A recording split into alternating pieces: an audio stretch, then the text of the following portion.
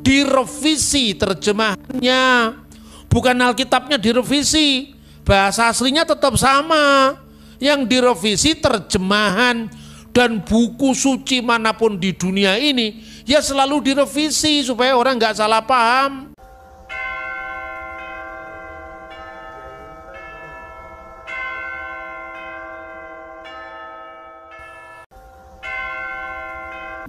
Segala kemuliaan bagi Allah di tempat yang maha tinggi, dan damai sejahtera bagi manusia yang berkenan kepadanya. Tahun 380, ya, ada seorang bapak gereja namanya Hieronymus. Hieronymus itu datang dari Italia ke Bethlehem, tinggal di dekat tempat kelahiran Yesus 36 tahun, gak main-main itu. Tinggal di dekat tempat Yesus dilahirkan itu. Lalu dia nulis apa? Menerjemahkan Alkitab. Karena Alkitab itu ditulis dalam bahasa Yunani aslinya ya, Perjanjian Lama dalam bahasa Ibrani, tapi terjemahan Latin ini sudah dianggap sudah lewat masanya, karena bahasa itu kan berkembang terus untuk menggambarkan supaya Anda paham ya. Bahasa Indonesia kira-kira tahun 60 sama enggak dengan bahasa Indonesia sekarang? Tidak sama. Surat kiriman daripada Petrus. Surat kiriman daripada. Terus kalau sekarang kata daripada itu apa artinya? Saya lebih tua daripada kamu, ya kan? Daripada sekarang pembanding. Kira-kira tahun 70 kita nyanyi. Apa itu misalnya? Yesus Allah kita heran dan besar, ya tahu? Ayo tahu juga artinya heran apa? Pada waktu itu heran artinya dahsyat. Sekarang heran artinya apa? Gumun, bingung. Mosok Gusti Allah kok gumunan? Lah kalau Anda pahami dengan bahasa sekarang kan beda. Nah, contoh lagi. Selidiki, nyatakan segala perkara. Perkara waktu itu artinya hal. Sekarang perkara artinya apa? Kasus sekarang. Kasus, perkara perdata, perkara pidana. Bahasa itu bergeser. Itulah sebabnya Alkitab diterjemahkan, direvisi terjemahannya. Bukan Alkitabnya direvisi, bahasa aslinya tetap sama. Yang direvisi terjemahan, dan buku suci manapun di dunia ini ya selalu direvisi supaya orang nggak salah paham dan berpaham salah. Misalnya dulu, berikanlah tumpangan sesamamu dengan percuma. Nah, kata percuma tahun 70-an itu hanya cuma-cuma. Sekarang apa percuma? Percuma ditolong. Bener nggak? Ada pergeseran makna, makanya Injil diterjemahkan dalam bahasa Latin yang baru, namanya adalah Vulgata. Nah, coba, ini mirip sekolah teologi loh ini. Tapi kan cara membawanya kan ringan toh. Anda kan bisa paham. Jadi teologi itu bukan menakutkan. Ya, teologi itu bisa dihayati, asalkan yang ngajar memang harus pinter cerita dan punya data. Ya, saudara-saudara ya. Maka kemudian Santo Hieronymus atau Alkitis Hieronymus ini, bahasa Latin sekarang excelsis itu sudah ketinggalan. Sekarang diganti apa? Altissimis Deo. Maka ditulis Gloria in Altissimis Deo et intera pac hominibus buna voluntatis. Artinya sama, yang tinggi dan yang maha tinggi, sebenarnya beda dikit, tapi artinya sama. Tapi kenapa nyanyiannya kok gak diganti? Kok tetap in excelsis Deo? Kenapa gak diganti in altissimis Deo? Karena ketukannya tambah satu, ngerti gak? Loh, kalau ketukannya tambah satu kan susah. Itu kalau orang Jawa namanya guru wilangan. Lu gak usah jauh-jauh, orang Jawa punya kok. Misalnya, kalau Megatro, ini yang sepuh-sepuh mesti tahu, apalagi orang Tegal ya. Ya, Misalnya Megatruh itu Sigromilir, Sang Getek, Sinonggo, Bajul, 12 itu. Jatuhnya I dan O. Ya, Sigromilir. Orang Jawa mesti ngerti. Sang Getek, Sinonggo, Bajul.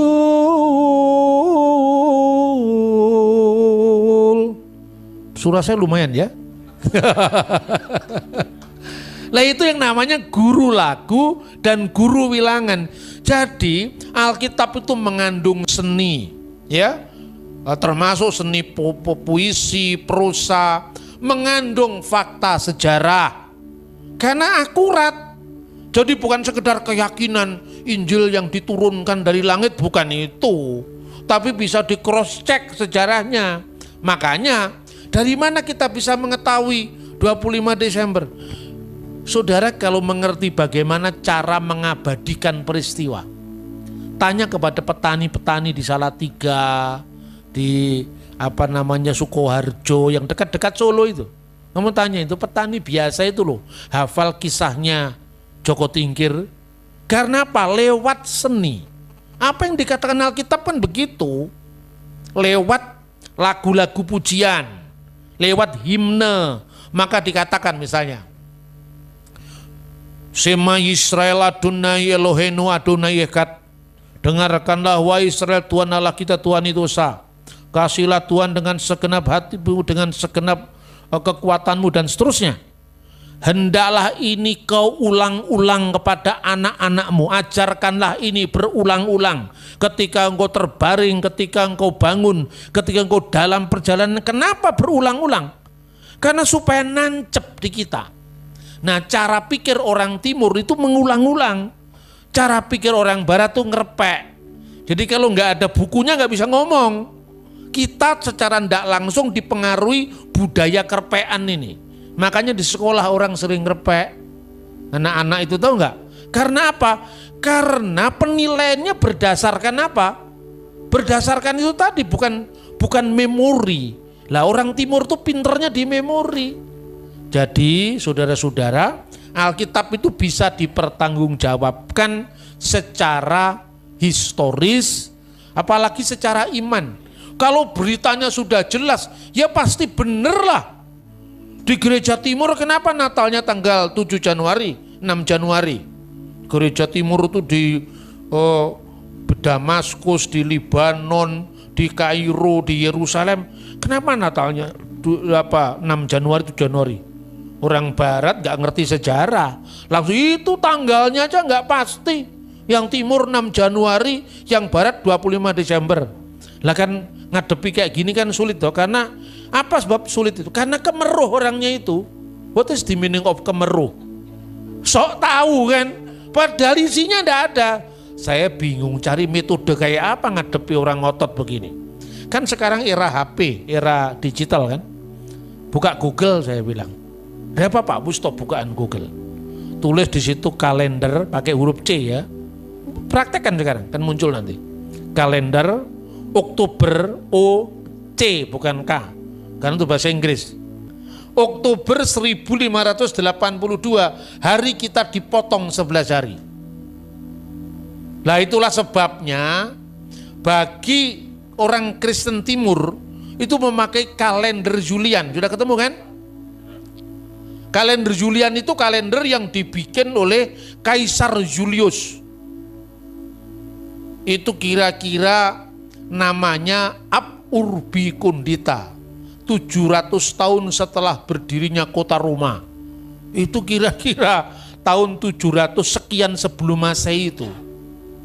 Tanggal 21 April atau tidak salah tahun 700 sekian sebelum Masehi. Loh kok 21 April ya? Kita tahunnya 21 April hari Kartini. Kan baru 100 tahun yang lalu. Ini kira-kira 2700 tahun yang lalu. Itu bisa dilacak sejarahnya.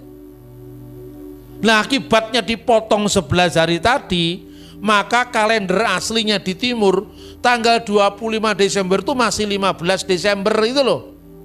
Makanya yang 7 Januari ke sekarang ini kan. Sebetulnya itu masih 25 Desember. Nah, nggak usah saya teruskan, rumit nanti.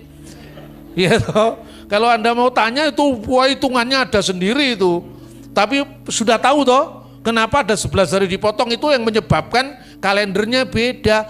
Jadi bukan berbeda pada hitungannya semula, ketepatan tanggalnya 25 Desember, tapi berbeda karena ada revisi kalender sejak tahun 1582.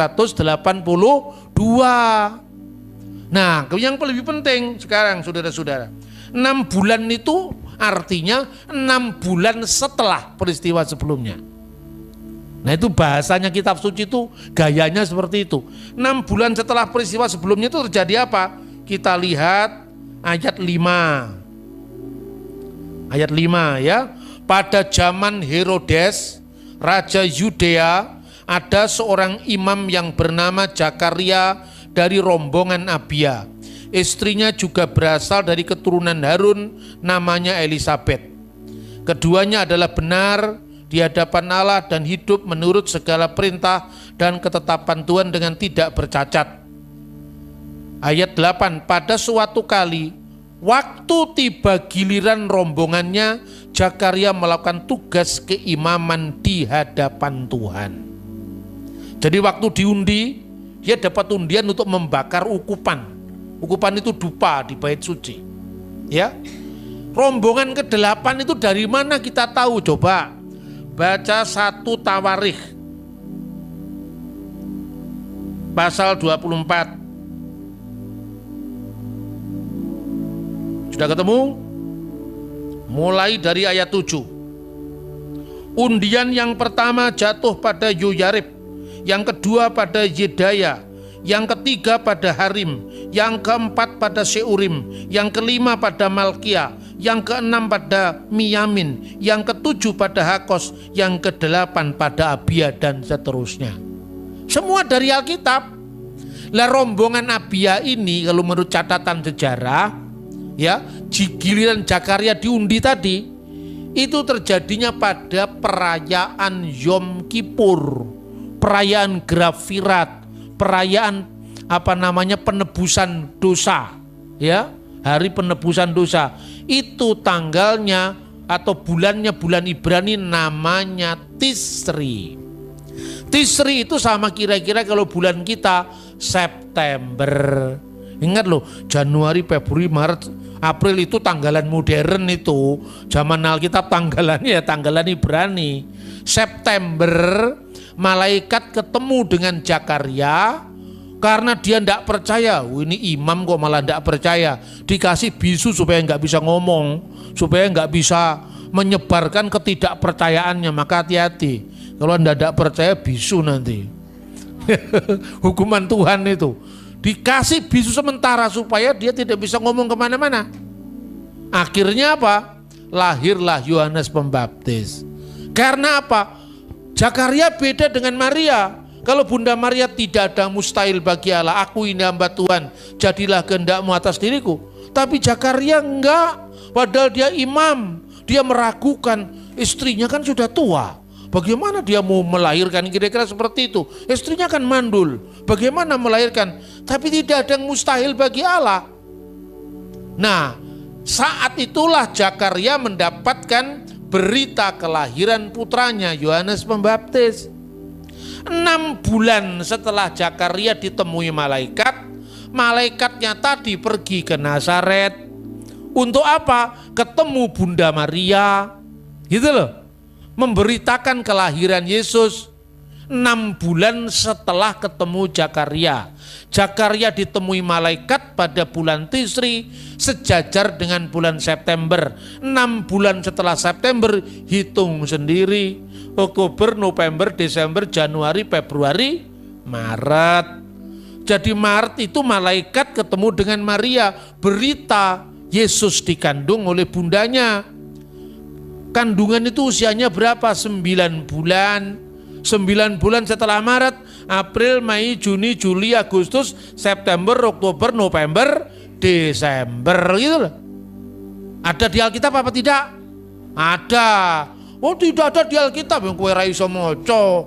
Ora iso ya aja mempengaruhi kancamu. Iya kan? Nah, sekarang jelas kan bahwa Yesus memang lahir di tanggal 25 Desember. Nggak usah percaya dengan bule. Percayalah dengan bule, wong bulenya ora patek pinter percaya. Ya toh? Bener nggak? Nah, saya akan membawa data semuanya. Nah, terus beritanya apa?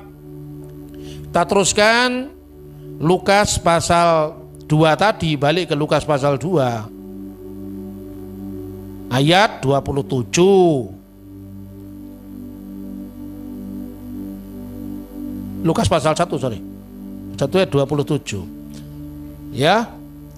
Kemana dia pergi? Ke Nazaret, kepada seorang perawan yang bertunangan dengan orang bernama Yusuf dari keluarga Daud, nama perawan itu Maria. Lalu malaikat itu masuk ke rumah Maria, salam hai engkau yang dikaruniai, Tuhan menyertai engkau. Kemudian Maria terkejut mendengar perkataan itu, mempertanyakan arti salam itu apa. Jangan takut hai Maria, ayat 30. Sebab engkau beroleh kasih karunia di hadapan Allah.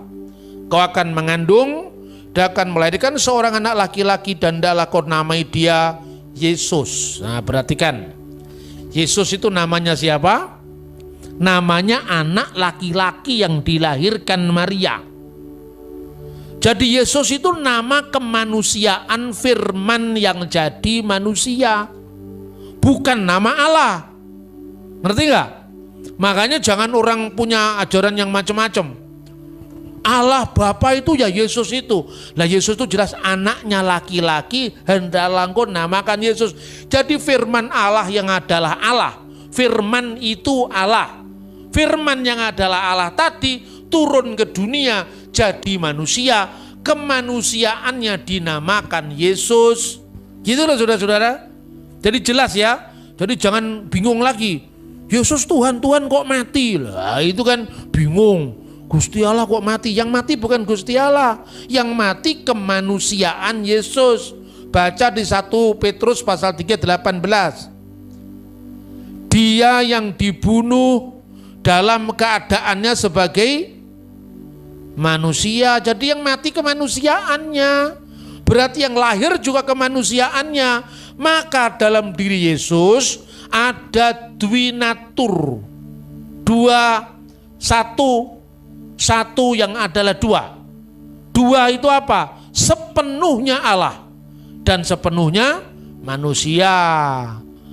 Sepenuhnya Allah itu sebagai apa? Yohanes 1 ayat 1. Pada mulanya adalah firman.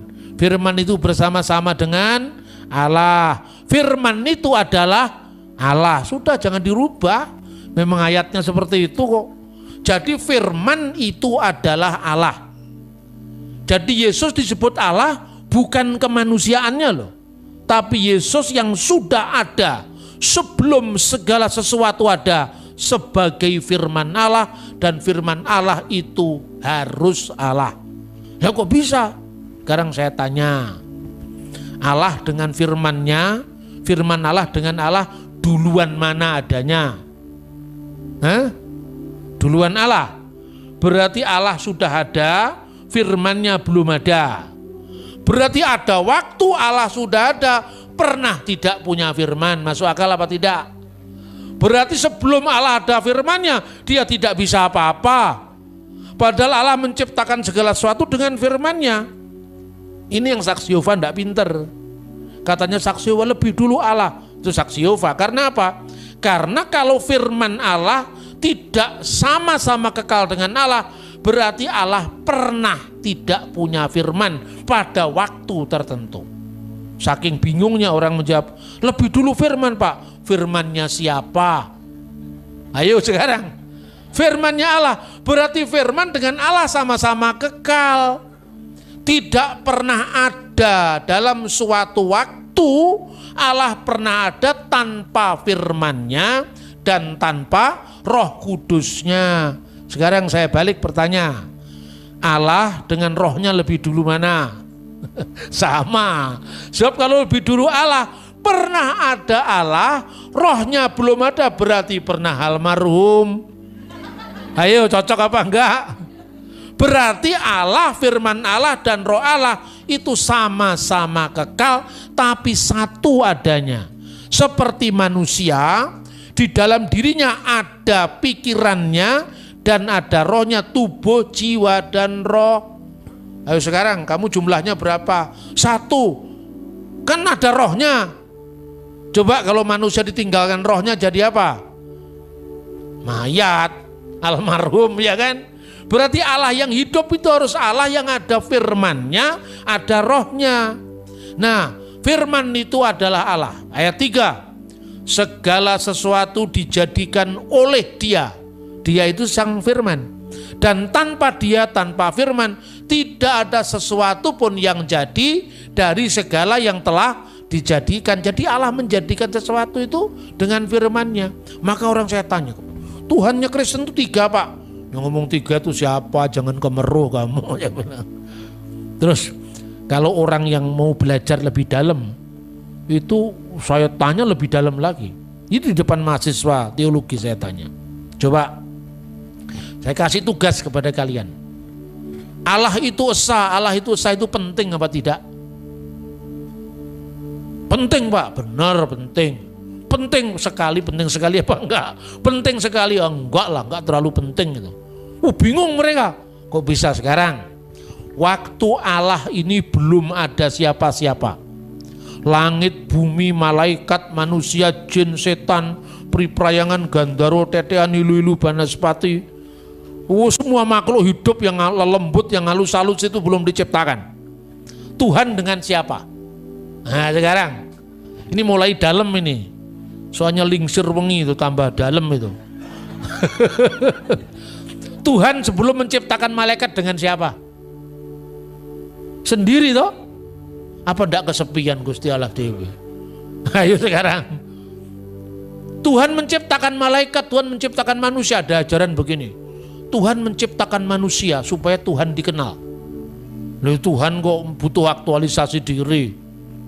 Tuhan tuh ndak pernah kesepian.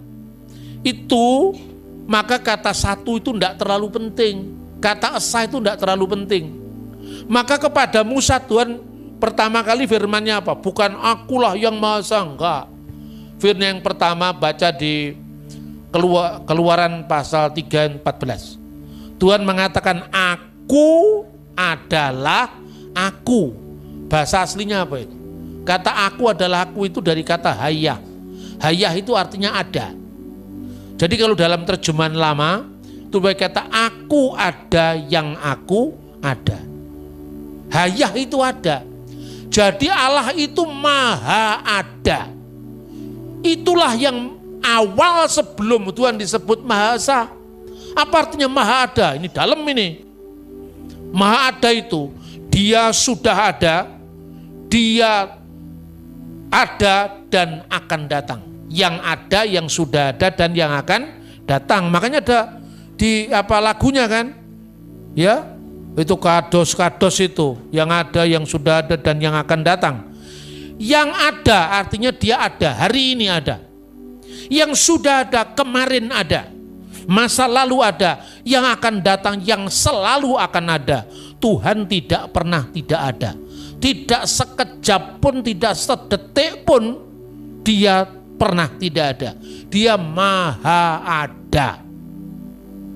Nah, ketika Tuhan maha ada belum ada yang lain-lain, butuh angka 1, 2, 3 apa enggak? Tuhan masih sendiri loh ini. Butuh angka 1, 2, 3, 4, 1, 2, 3 Pak gendut naik kuda perlu apa enggak? Tidak perlu. Bagaimana menyebut kata 1 yang belum ada 2? Ayo dalam apa enggak? Bagaimana adanya 1 itu kan ada 2, 3, 4, 5. Nah sekarang belum ada siapa-siapa, yang ada cuma Tuhan. Dan satu-satunya yang maha ada adalah Tuhan. Tidak butuh kata 2, 3, 4. Nah kira-kira kalau dia hanya sendiri, butuh ada kata aku apa tidak? Butuh enggak aku? Karena aku itu kan untuk penanda. Aku, Tuhan menciptakan malaikat dulu, ciptakan 1 malaikat.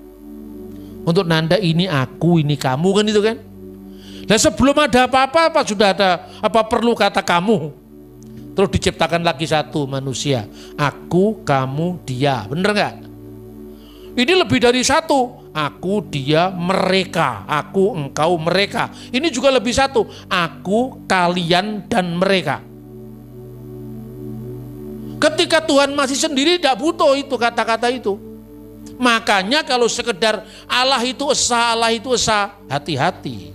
Iblis juga percaya itu. Coba baca di Yakobus 4:2-19. Engkau percaya bahwa hanya ada satu Allah saja. Apakah itu salah? Enggak. Itu baik. Tapi setan-setan pun juga percaya akan hal itu dan mereka gemetar. Jadi kalau sekedar Allah itu esa, Allah itu esa, setan ya wis seru mas kan biyen. Ya toh prestasimu apa hanya mengatakan Allah esa? Wong itu hanya hitungan. Nah, ketika kemudian terjadi ada manusia, ada malaikat, muncullah yang namanya komitmen. Makanya muncul, jangan ada ilah lain di hadapan hadiratku. Untuk membuktikan apa? Akulah Tuhan Allahmu yang membawa engkau keluar dari tanah Mesir, dari tempat perbudakan. Kamu saksikan, Tuhanlah yang telah berbuat untuk umat ini. Tuhanlah yang memerdekakan Israel dari penindasan. Tuhanlah yang menuntun Israel menuju ke tanah perjanjian. Kamu sebenarnya tidak mampu, tapi kamu dimampukan. Kamu sebenarnya tidak bisa, tapi kamu dibuat bisa. Itu karya Tuhan. Makanya, masa gitu kamu masih mau lupa sama saya? Ya toh? Akulah Tuhan Allahmu yang telah membawa engkau keluar dari tanah Mesir. Karena itu lahirlah komitmen. Jangan ada ilah lain di hadapan hadiratku. Makanya Allah disebut cemburu. Cemburu itu bukan karena Allah itu takut saingan, tidak. Kalau Tuhan takut saingan, masa Tuhan gak menang-menang? Ya toh? Yang takut saingan itu suami-suami yang pencemburu itu. Ya toh? Tapi Tuhan tidak butuh itu tapi artinya komitmen kamu kepada Tuhan seperti kamu setia pada pasanganmu. Kira-kira seperti itu loh. Makanya perkawinan itu di mata Tuhan dalam iman Kristen kudus. Karena apa? Menggambarkan hubungan Allah dengan gerejanya. Amin saudara-saudara. Jadi kata esa itu muncul karena komitmen. Kalau nggak ada yang lain untuk apa kata esa? 1, 2, 3 yang belum ada yang lain kok. Makanya orang-orang yang kemudian nuduh Kristen Tuhannya 3, Kristen Tuhannya 3. Saya jawab begini, pusing dia. Setelah pusing dia mengatakan, Pak Bambang ini tidak mementingkan keesaan Allah. Siapa yang tidak mementingkan? Penting dalam rangka penegasan komitmen. Tapi di keabadian, kalau orang Jawa itu naliko awang wong, masih kosong, tidak ada apa kecuali hanya Tuhan. Itu tidak butuh karena Tuhan itu Maha Esa. Apa kalau dunia menyembah dia terus dia semakin besar? Sejak dulu dia sudah Maha Besar. Yang butuh ini kita, bukan Tuhan. Ya saudara-saudara, kita butuh Tuhan. Maka kemudian Tuhan yang mengasihi kita. Jadi pangkat kita ini dianggap naik sama Tuhan. Kita ini sebetulnya gak ada artinya di mata Tuhan. Tuhan gak butuh kita, tapi karena kasihnya Tuhan menyelamatkan kita. Dan itu kekasan iman Kristen. Bukan kita yang lebih dulu mencari Allah, tapi Allah yang lebih dulu mencari kita. Karena Tuhan tahu bahwa kita tidak mampu. Amin saudara-saudara. Nah, dia akan menjadi besar dan akan disebut anak Allah yang maha tinggi. Dan Tuhan Allah akan mengaruniakan kepadanya takhta Daud bapa leluhurnya. Anak Allah, salah paham dan paham salah lagi. Tuhan kok beranak, kayak gitu kan? Bener nggak? Kalau Tuhan itu punya anak, siapa bidannya? Orang kok ya primitif sekali. Apa ya kata anak itu perlu harus ada bidan? Anak itu kan tak kiasan. Ya barang berbahagialah orang yang membawa damai, karena dia akan disebut anak-anak Allah. Apa ya berarti damai itu punya istri sampai orang harus punya sebut anak-anak karena ada istrinya? Kan ya enggak. Anak tangga. anak sekolah apa gedung sekolah itu punya istri. Ya toh, sidul anak sekolahan. Anak sekolah itu sekolah bapaknya atau punya ibunya sekolah. Kan ya enggak. Itu kiasan. Maka kalau orang-orang jahat disebut anak-anak kegelapan. Kalau orang baik disebut anak-anak terang. Tapi jangan-jangan kalau ada orang kulitnya hitam, ini anak kegelapan, kan orang marah itu. Itu kan kata kiasan. Kata kiasan itu orang yang hidup dalam kegelapan, tidak diterangi oleh Tuhan gitu loh. Makanya orang tersesat lah. Kalau orang gelap kan bisa kemana-mana itu. Bisa tersesat di kuburan, bisa tersesat di sungai, bisa tersesat di sawah. Ya kalau di sawah ada timun dan semangkanya. Kalau ada ular, itulah tersesat karena apa? Gelap, tidak ada terang. Tapi kalau orang terang kan jelas. Ini bedanya, ya. Ini roti, apakah ini batu kan tahu. Tapi lo gelap itu kata kiasan. Nah saudara-saudara, sekarang ini tambah lagi PR kita.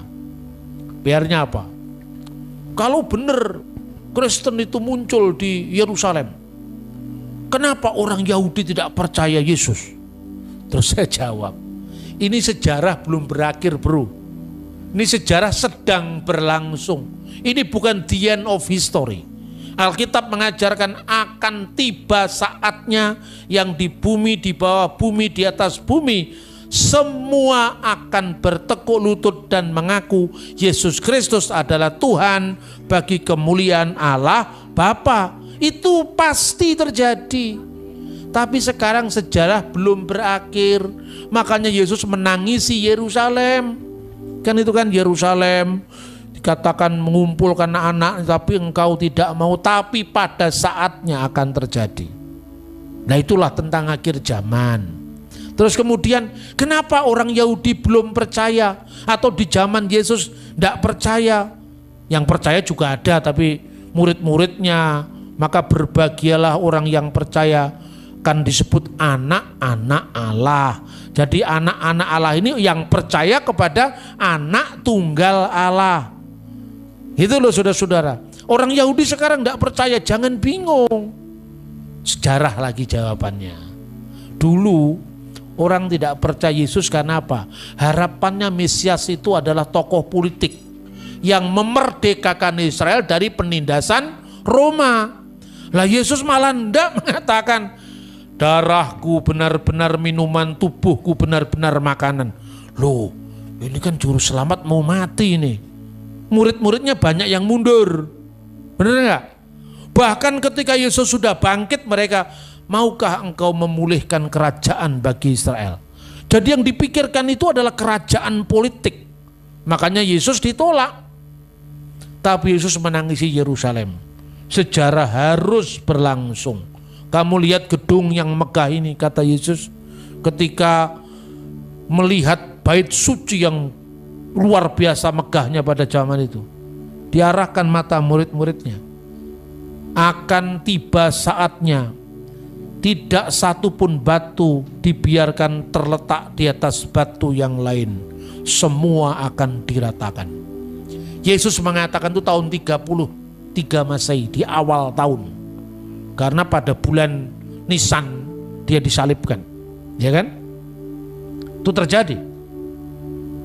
40 tahun setelah peristiwa itu kurang lebih benar-benar terjadi. Waktu itu, ini ngomong sejarah lagi. Orang Yahudi itu ada 3 sekte, 3 aliran. Yang pertama Saduki. Orang Saduki itu tidak pernah mikir Mesias karena mereka hidupnya sudah enak. Mereka menguasai bait Allah, aset ekonomi dikuasai. Yang kedua, masa rakyat yang banyak itu Parisi. Makanya masa rakyat yang banyak itu disebut Amharet. Orang-orang Parisi yang kedua itu. Yang ketiga orang-orang Eseni. Ini korban politik dari orang Saduki. Lalu mereka mengasingkan diri, mendirikan komunitas di sekitar Gua Qumran, Laut Mati. Ajaibnya Tuhan pakai mereka. Ditemukannya Alkitab Perjanjian Lama dari kira-kira tahun 100 sebelum Masehi. Jadi kita punya Alkitab yang usianya 2150 tahun. Ayo, siapa yang mengatakan Alkitab palsu? Mungkin dibukti sejarahnya 2000 tahun aja ada kok.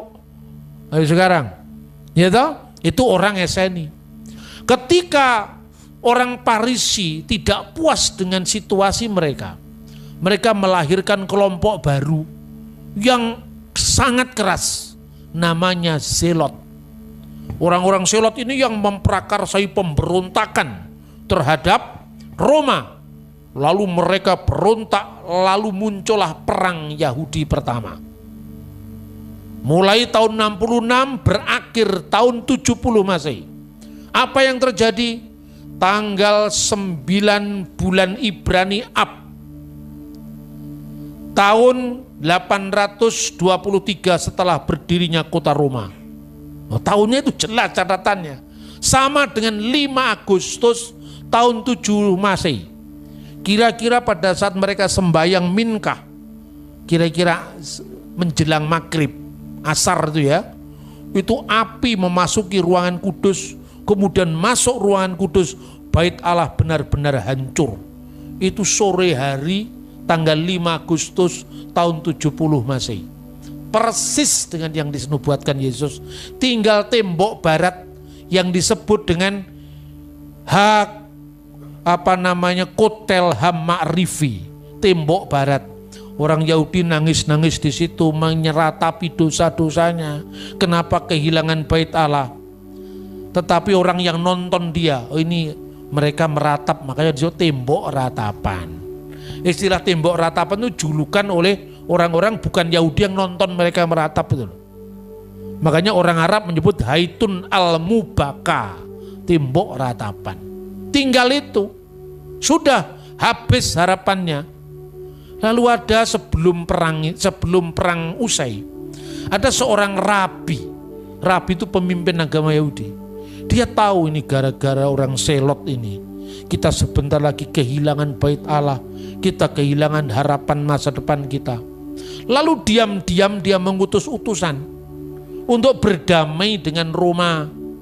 Lalu diterima sama Roma. Apa mau kamu? Saya nyerah.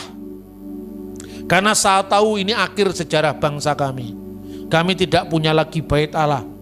Karena itu, izinkan kami untuk pindah dari Yerusalem. Tapi izinkan kami untuk merinda masa depan kami bersama agama kami. Lalu Rabi Yohanan bin Zakkai itu diberikan tempat bersama para pengikutnya yang tersisa di sebuah kota yang namanya Yapne. Yapne itu dikenal dengan Yamnia, dekat Tel Aviv modern. Tinggal di sana mereka meneruskan agama Yahudi. Tapi agama Yahudi yang muncul di abad kedua setelah bait suci hancur beda dengan Yahudi yang sebelumnya. Bedanya di mana? Tidak ada lagi Yom Kippur dengan korban binatang. Ya toh? Yang ada hanya doa-doa yang dipusatkan di rumah ibadat yang namanya sinagoge. Paskah masih ada, tapi korban domba Paskah tidak ada lagi. Hanya doa-doa yang dipanjatkan. Karena tidak ada bait suci, korban tidak sah untuk dilakukan di sana. Setiap Paskah tiba, mereka selalu mengenang Yerusalem. Tahun 130 berontak lagi orang Yahudi ini. Itu yang namanya perang Yahudi kedua. Kenapa saya ceritakan sejarah ini? Supaya Anda tahu sejarah kekristenan. Dan yang kekristenan yang kita hadapi ini kalau aliran Pentakosta dari tahun 2000-an, tahun 1900-an ketika terjadi penyuluran Roh Kudus di Azusa atau Azusa Street. Tapi 19 abad yang lama enggak tahu sejarahnya. Akibatnya Yesus baru dilantik jadi Tuhan tahun 325, Da Vinci Code. Bingung. Karena kita ini terlalu aliran. Gitu loh saudara-saudara. Makanya kita ini kembali ke pokok, kembali ke sumber. Kalau itu gereja pasti bersatu. Amin. Makanya saudara-saudara, perang Yahudi kedua. Perang Yahudi kedua itu menang. Ini luar biasa. Kemenangan itulah selama hanya 4 tahun saja. Tahun 135 kembali Kaisar Hadrianus meluluh lantakkan Yerusalem. Nah, saat itu di mana posisi orang Kristen? Murid Yesus sendiri ada pengikutnya Selot loh. Namanya Simon orang Selot. Artinya pada masa Yesus sendiri menghadapi murid-muridnya yang ingin juga angkat senjata untuk melawan. Petrus sendiri ngiris itu, telinganya hamba imam besar. Artinya murid-muridnya itu kalau orang Ambon bilang kepala angin juga itu. Artinya apa? Karena itu kebutuhan mereka untuk mereka merdeka. Yesus katakan, kemerdekaan yang sejati itu adalah kemerdekaan roh, bukan sekedar kemerdekaan fisik. Kalau kemerdekaan fisik Indonesia juga bisa 17 Agustusan itu. Iya toh? Setiap negara punya yang namanya kemerdekaan fisik. Tapi kemerdekaan rohani itu selama-lamanya dan itu kekal. Ya. Maka kemudian yang kedua ini orang Kristen mundur. Tidak mau lagi ikut-ikutan dalam harapan bangsanya. Kenapa? Karena kemenangan itu dirayakan luar biasa dan seorang rabi yang cukup senior saat itu namanya Rabi Akiba menganggap bahwa Simon Bar Kokhba, pemimpin pemberontakan yang menang itu, diangkat jadi Mesias Israel. Makanya orang-orang Kristen mundur. Kalau untuk yang satu ini ya sudah, kita sayonara, selamat jalan. Kita berpisah. Orang Kristen meninggalkan Yerusalem, pergi ke salah satu kota yang namanya termasuk kota-kota Dekapolis, 10 kota Romawi, secara tepatnya di kota Pela di Yordania. Maka perhatikan sekarang, Kristen itu punya liturgi atau nyanyian-nyanyian Yunani, punya nyanyian-nyanyian Latin, Gloria in excelsis Deo, kalau Yunani Kyrie eleison, pula nyanyian-nyanyian Aramaik, Maranatha, Marana, Yesus Mesiha, tapi tidak ada bahasa Ibraninya. Padahal bahasa Ibrani di Yerusalem. Kenapa? Karena Kristen Ibrani ini meninggalkan kota Yerusalem. Karena tidak mau ikut-ikut mengangkat Simon Bar Kokhba, pemimpin revolusi, sebagai Mesias. Tidak. Pemimpinmu hanya satu, yaitu Mesias, Yesus Kristus. Ketika Hadrian kemudian mengalahkan Bar Kokhba, apa yang terjadi? Yerusalem kembali diratakan. Dan ketika itu, ini Yahudi ini supaya tidak berontak lagi, gimana ya caranya? Tidak boleh ada kata Yerusalem. Kata Yerusalem harus dihapuskan dalam sejarah. Karena setiap kali ada kata Yerusalem, mereka ingin kembali menyalakan pemberontakan. Kata Yerusalem diganti namanya dengan Alia Capitolina. Dan menurut catatan sejarah oleh sejarawan yang namanya Dio Cassius, di atas kota Yerusalem itu didirikan kuil untuk memuja dewa Jupiter. Di atas kuil, di atas bait Allah itu didirikan kuil dewa Jupiter. Yang pertama, sehingga saat itu nama Yerusalem nggak dikenal lagi. Yang kedua, nama Israel harus dihapus dari sejarah. Yang lebih menyakitkan lagi, Provinsi Yudea digabung dengan Provinsi Syria dan namanya disebut Syria Palestina. Padahal Palestina itu musuh bebuyutannya Israel, bukan Palestina modern sekarang. Palestina modern sekarang ini kan provinsi Turki dulu. Ini Filistin lama itu loh. Jadi yang menamakan pertama Palestina itu Kaisar Pagan, yaitu Hadrianus. Sakit hatilah orang-orang Yahudi. Ketiga, tidak boleh satu orang Yahudi pun tinggal di kota suci Yerusalem. Termasuk Yahudi yang percaya Yeshua HaMasiah. Termasuk orang Yahudi yang percaya Yesus Kristus harus keluar dari Yerusalem. Lah ini tapi ada yang tidak enaknya ini. Orang-orang Kristen yang bukan Yahudi boleh tinggal di kota Yerusalem. Kenapa? Karena kalau orang Kristen dari Batak, dari Barat, dari Jawa, kan nggak ada ikatan emosional dengan Yerusalem. Tapi kalau orang Yahudi, entah itu Yahudi Rabinik, entah Parisi, yang Yahudi Rabinik kan sekarang jadi Parisi, entah itu Nasrani yang percaya Yesus kepada Yesus orang Nazaret, Yerusalem segala-galanya, karena nasionalisme, patriotisme. Kristen non-Yahudi boleh tinggal di Yerusalem. Yahudi semuanya nggak boleh tinggal di Yerusalem. Akibatnya terjadi perseteruan antara Yahudi dengan Kristen. Gitu loh saudara-saudara. Lalu orang Yahudi mengeluarkan kutukan terhadap orang Kristen. Inilah sejarah panjangnya begitu. Makanya sekarang tidak boleh kutuk mengutuk. Karena Kristen sekarang sudah mengampuni. Yahudi itu bagaimanapun juga akar sejarah kita. Makanya sebenci apapun, setidak suka apapun terhadap ras yang namanya Yahudi, orang Kristen tidak boleh mengutuk mereka. Kita harus mengasihi, apalagi lewat bangsa Yahudi ini kita berhutang keselamatan. Amin. Memberkati bukan mengutuk. Makanya Yesus mengatakan, apakah Yesus kehilangan iman yang lurus, iman yang benar karena penolakan orang Yahudi? Tidak. Yesus membedakan. Kalau soal teologi, soal iman, Yahudi benar. Orang Farisi, metode mengajarnya dipakai, nggak apa-apa. Mereka duduk di atas kursi Musa, artinya apa? Boleh mengajar. Kalau mereka mengajar, kamu dengarkan. Tapi kelakuannya jangan kamu contoh itu. Tapi orang Samaria, apa Yesus membenarkan? Enggak. Kamu menyembah Allah yang tidak kamu kenal. Kami menyembah Allah yang kami kenal. Karena keselamatan datang dari bangsa Yahudi. Karena Mesias itu lahir dari suku Yehuda, bukan suku Lewi, bukan suku Yusuf yang melahirkan orang Samaria. Apalagi orang Samaria telah melakukan sinkretisme, mencampurkan Allah Israel dengan dewa-dewa asing. Jadi saudara-saudara jangan minder dengan siapapun yang disebut dengan Yahudi. Karena apa saudara-saudara?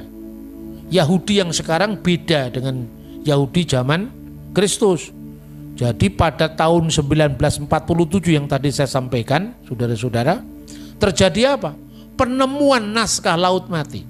Dan dalam penemuan itu, ternyata orang Yahudi yang lebih tua dari Yahudi sekarang, namanya Esseni, ditemukan di gua keempat. Ada 11 gua.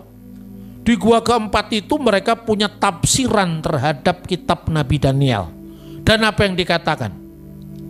Dalam naskah Qumran, kode naskahnya 4Q246, kolom kedua, baris pertama, disebutkan apa? Bereh diel yitamar ubar elyon yikroneh. Mereka akan memanggilnya anak Allah. Dengan sebutan anak Allah yang maha tinggi, mereka akan menyebutnya. Persis dengan yang tertulis di dalam Injil Lukas 1:35. Roh Kudus akan turun atasmu dan kuasa Allah yang maha tinggi akan menaungi engkau, sebab anak yang kau lahirkan disebut kudus, anak Allah. Jadi orang Yahudi yang lebih tua daripada Yahudi modern, dokumennya ditemukan di Laut Mati. Mesias yang mereka tunggu-tunggu itu adalah anak Allah. Maksudnya apa? Firman yang menjadi manusia. Lalu diulang lagi pada ayat 36. Elisabet sanakmu itu sedang mengandung seorang anak laki-laki pada hari tuanya, dan inilah bulan ke-6, dan seterusnya, sebab bagi Allah tidak ada yang mustahil. Aku ini hamba Tuhan, jadilah padaku menurut perkataanmu itu. Kita mencontoh imannya Bunda Maria. Nah, kiranya firman Allah ini dengan bukti sejarah, dengan bukti pendalaman iman atau teologi, kita sekarang paham bahwa iman Kristen itu bukan main-main. Kalau bahasanya anak sekarang, bukan kaleng-kaleng. Memang luar biasa. Amin. Kita bisa membuktikan itu. Karena itu kalau saya kadang-kadang kalau dialog, tidak percaya Bapa, Putra, dan Roh Kudus karep-karep mulah ora percaya. Utek murah tekan, makanya ojo daki-daki pertanyaanmu. Tak takoni ngene kuwi ora roh kok. Dhisik endi Gusti Allah kalau firman Allah itu loh.